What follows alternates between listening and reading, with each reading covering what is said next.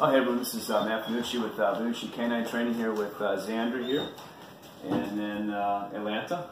So what we're going to do is I had a number of requests for muzzle training and how do you acclimate your dog to a muzzle, and it's a controversial topic, which it really shouldn't be as controversial as it is.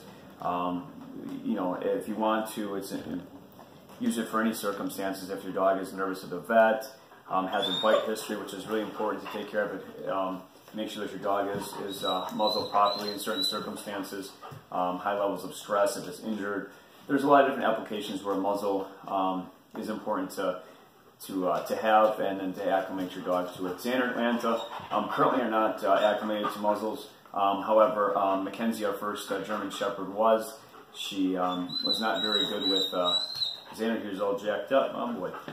He's ready to train. He knows we're going to do some training. Mackenzie was very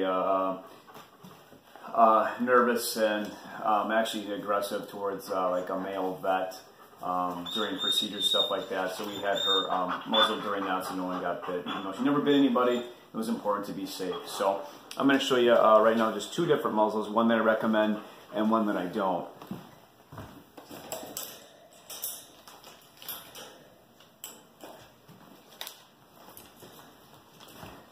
The one that I don't recommend necessarily for use is because it's actually the less of the humane, even though it looks to be pretty humane. I look at it to be a little bit more fully closes the mouth, however not completely, because there is a portion that's open, and if you have your finger near there, your teeth, the teeth actually can get through that, can get to that muzzle at a person or a dog just a little bit, so you can get a little bit of nip through this mesh muzzle, the nylon muzzle. We did use that for Mackenzie before some of the other options came about. The one that I do recommend is the Baskerville. It's very humane. You can kind of see where it's on the dog there. Very, very humane muzzle. It's open. It's extremely open, minus some of the rubber portions that are very durable. Dog's not going to break this. You know, it's not going to bite through it. It has a partial closure for the mouth. It's not completely closed, so the dog can actually eat, drink, and upside down there, eat, drink, and take treats from this. So it's awesome. It's a lot of air coming through, a lot of airflow. It's not like the mash one where it's closed down and there's not much air going through the muzzle. This is a fantastic choice. It's on Amazon. Again, it's the Baskerville muzzle here. Amazon, anywhere from like 10 to 20 bucks. It's got 6 different sizes, so very good for all different breeds. So I'm going to show you here how to initially acclimate your pup to a muzzle if you need to. I would say probably do it before you need to put the muzzle on instead of in the stress of it. This one's got multiple points of clips and closures here for safety, which makes it that much better. What's important also is there's a loop here that you can put a collar through.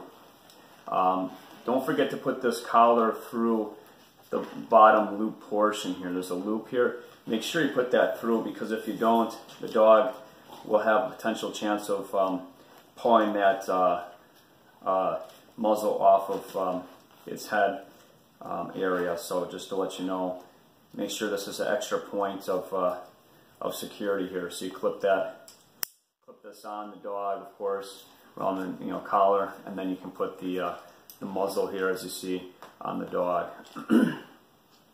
So we're going to initially start out by giving the pups treats through the muzzle. So I'm going to give them pupperoni through this bottom portion, if you can see, through the muzzle. And I'm going to put a command to it, which is going to be simply muzzle. So when they know that when I say muzzle, that they put their snout voluntarily. So initially, especially, it's so for something like this on them, because then they'll have a negative reinforcement with putting this around them. So you don't want that. That's going to be quite the struggle. So here we'll start with Xander here. I'm sure Atlanta will probably want to join in. So you kind of just pull back the straps here, leave it so it's open here. And again, I'm putting the treats, as you can see, through that open portion here. Muzzle. Good boy.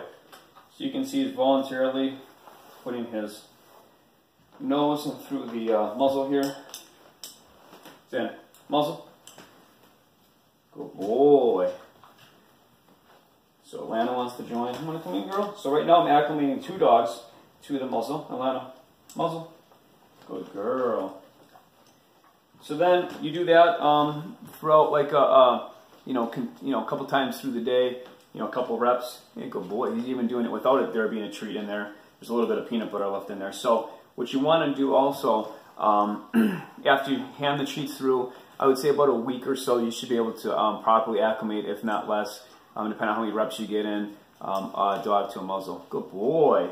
So you always pray him high praise, high treat value, chicken, pepperoni through that portion where they can drink and eat in that through the muzzle. And then what I'm going to do is then put peanut butter in the inside of the muzzle area, if you can see that, inside the muzzle area here, so that we have them lick, lick, lick, and then we can put the straps and secure buckles here, plastic buckles onto the dog after